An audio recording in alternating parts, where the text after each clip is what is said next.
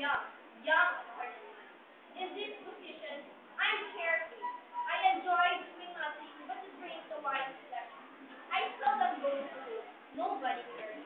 But instead, you can see me roaming around, standing at a nearby castle, or else standing beside a Jupas fan playing a Erotic book. Those are the reasons why people, you branded me, intelligent, a juvenile. My parents ignored me. My teachers sneered at me. And my friends sinungaling me. One night, I asked my mother to teach me how to appreciate the values of life. Would you care what she told me?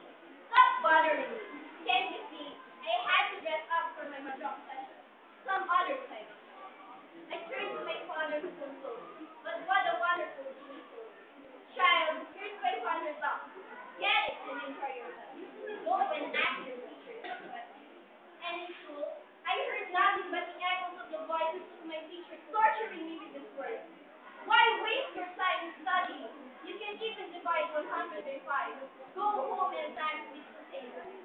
I may have the looks of Audrey Hepburn, the family voice of Natalie Wood, but that's not what you can see in me. Here's a young girl who needs guidance, who needs counsel to lighten her way and guidance to strengthen her life into contentment. Honorable judge, friends, and teachers, is this the girl whom you commend as a juvenile delinquent?